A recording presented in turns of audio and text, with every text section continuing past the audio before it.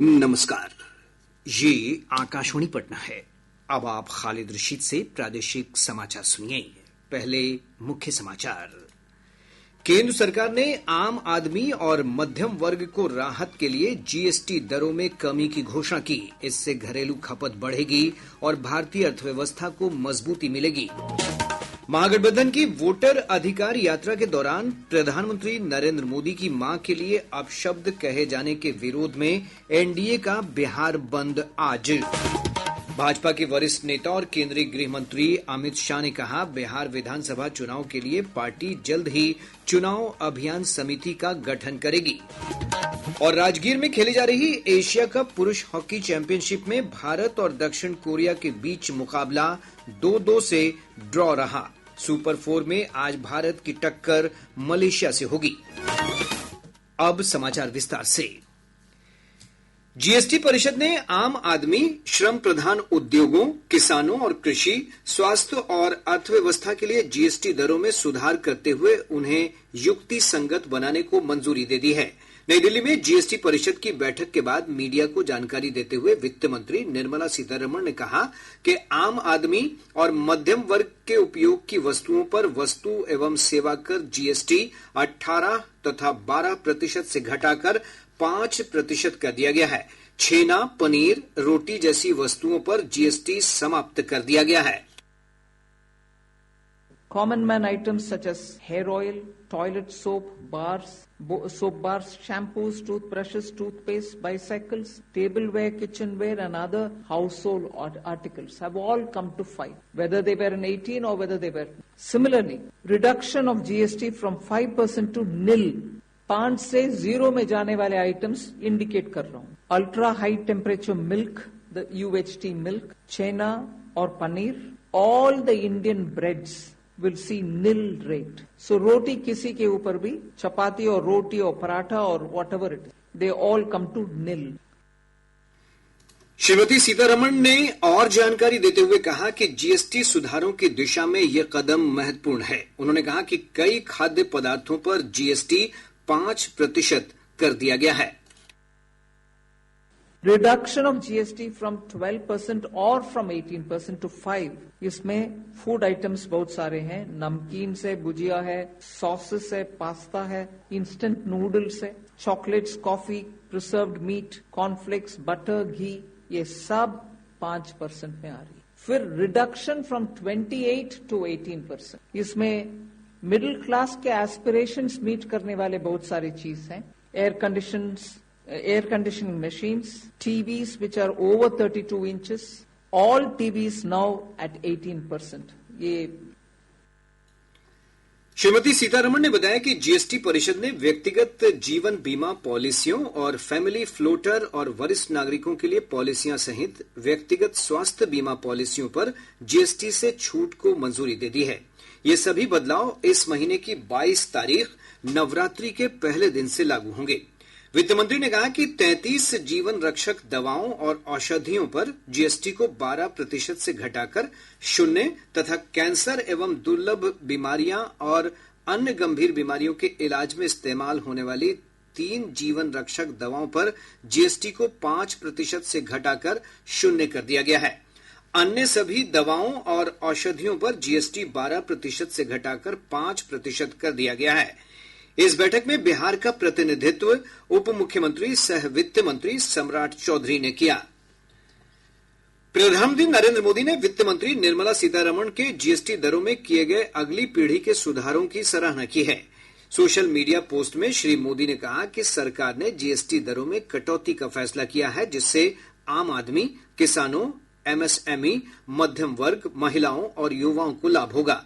उन्होंने कहा कि सरकार ने जीवन को आसान बनाने के उद्देश्य से जीएसटी दरों को युक्ति संगत बनाने और प्रक्रिया सुधारों के लिए एक विस्तृत प्रस्ताव तैयार किया है। एनडीए ने महागठबंधन की वोटर अधिकार यात्रा के दौरान प्रधानमंत्री नरेंद्र मोदी की मां के लिए अपशब्द कहे जाने के विरोध में आज बिहार बंद का आह्वान किया है। यह बंद सुबह 7 बजे से दोपहर 12 बजे तक रहेगा। एनडीए की महिला इकाई की सदस्य कई स्थानों पर बंद का नेतृत्व करती हुई देखी जा रही हैं। इधर एनडीए नेताओं ने लोगों से शांतिपूर्ण बंद की अपील की है। भाजपा के वरिष्ठ नेता और केंद्रीय गृह मंत्री अमित शाह ने कहा है कि बिहार विधानसभा चुनाव के लिए पार्टी जल्द ही चुनाव अभियान समिति का गठन करेगी। श्री शाह ने नई दिल्ली में प्रदेश भाजपा की कोर समिति की बैठक में सूक्ष्म संगठनात्मक प्रबंधन पर जोर देते हुए कहा कि एनडीए के घटक दलों के बीच आपसी तालमेल जरूरी है। इस बैठक में प्रदेश अध्यक्ष दिलीप जायसवाल, उप मुख्यमंत्री सम्राट चौधरी और विजय कुमार सिन्हा, बिहार प्रभारी विनोद तावड़े, केंद्रीय मंत्री गिरिराज सिंह और नित्यानंद राय समेत पार्टी के कई वरिष्ठ नेता शामिल हुए। बैठक के बाद पत्रकारों से बातचीत में प्रदेश भाजपा अध्यक्ष दिलीप जायसवाल ने कहा कि बिहार विधानसभा चुनाव की तैयारियों को लेकर मुख्य रूप से चर्चा हुई है। उन्होंने कहा कि बैठक में लोकसभावार प्रभारी बनाने का भी निर्णय लिया गया है। बाहर से जो दूसरे प्रदेश से चुनाव प्रभारी बनके अलग अलग लोकसभा के लिए, जिसमें कि करीब 6 या 7 विधानसभा होगा, एक एक प्रभारी उनका बनाया जाएगा और वो प्रभारी वहां कैंप करके वहां के चुनाव रणनीति पर ध्यान रखेंगे। तो इस तरह करके आज इतना फैसला हुआ। एनडीए गठबंधन के सभी नेताओं के साथ मिलकर आगे का अभियान चलाना है नीतीश कुमार जी के नेतृत्व में। और ये भी फैसला लिया गया कि बिहार में जो विकास हुआ है, जो काम हुआ है, उसको हम घर घर तक मतदाता संपर्क करने का भी काम करेंगे। हिन्दुस्तानी अवाम मोर्चा के संरक्षक और केंद्रीय मंत्री जीतन राम मांझी ने बिहार विधानसभा चुनाव में एनडीए से कम 20 सीटों की मांग की है। श्री मांझी ने कहा कि उनकी पार्टी को मान्यता दिलाने के लिए कम से कम 20 सीटों पर चुनाव लड़ना जरूरी है।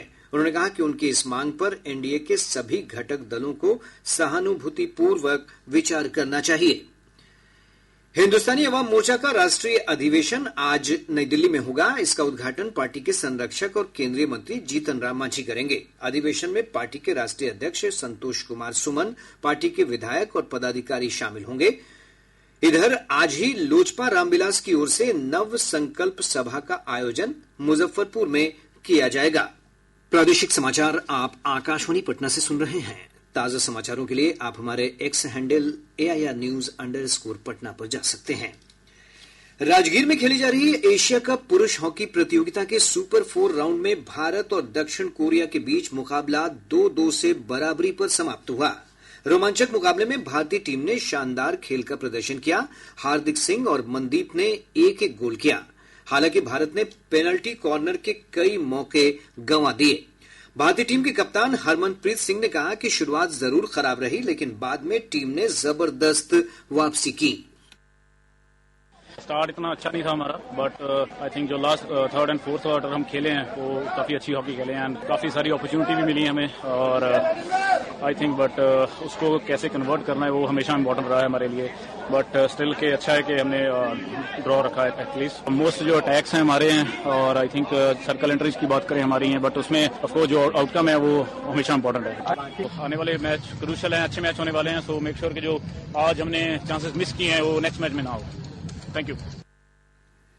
दक्षिण कोरिया के गोलकीपर जेहान किम को उनकी शानदार डिफेंस के लिए मैन ऑफ द मैच घोषित किया गया। आज भारतीय टीम का मुकाबला मलेशिया से होगा। इधर कल दिन के पहले मुकाबले में मलेशिया ने कांटे की टक्कर में चीन को 2-0 से पराजित किया। मौसम विभाग ने कहा है कि पश्चिमी विक्षोभ की सक्रियता से प्रदेश के विभिन्न भागों में बारिश की गतिविधियों में तेजी आई है। विभाग ने कहा है कि अगले 24 घंटों के दौरान पश्चिम चंपारण, पूर्वी चंपारण, पटना, नालंदा, गया समेत राज्य के पश्चिमी और दक्षिण मध्य भागों में कुछ स्थानों पर सामान्य से अधिक वर्षा हो सकती है। वहीं राज्य के अन्य हिस्सों में तेज हवा के साथ हल्की से मध्यम बारिश की संभावना है। 4 सितंबर 2025 को राज्य के पश्चिम एवं दक्षिण मध्य भागों के कुछ स्थानों एवं शेष भाग के 1 या 2 स्थानों में हल्की से मध्यम वर्षा की संभावना है। मेघ गर्जन एवं वज्रपात प्रदेश के पश्चिम एवं दक्षिण मध्य भागों के जिलों के 1 या 2 स्थानों में होने की संभावना है।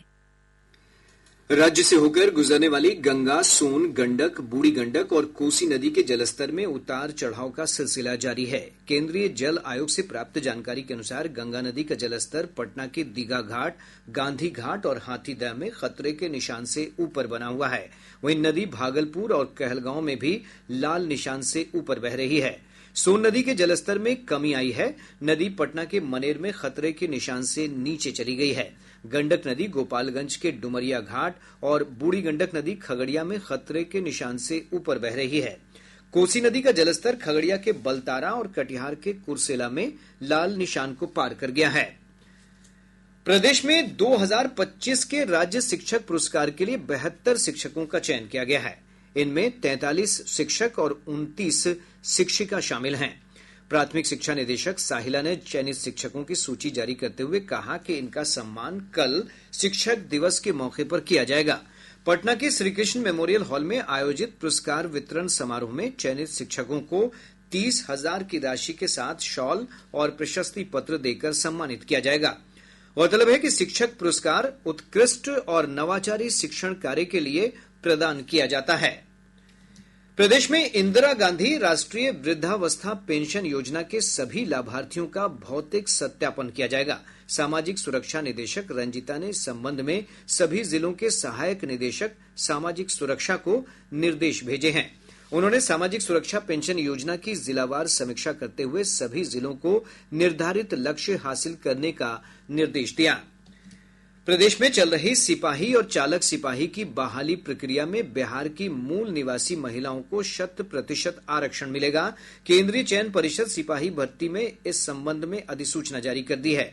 परिषद ने कहा है कि सामान्य प्रशासन विभाग का संकल्प तत्काल प्रभाव से लागू माना जाएगा, जिसमें कहा गया है कि मूल निवासी महिलाओं को ही आरक्षण का लाभ मिलेगा।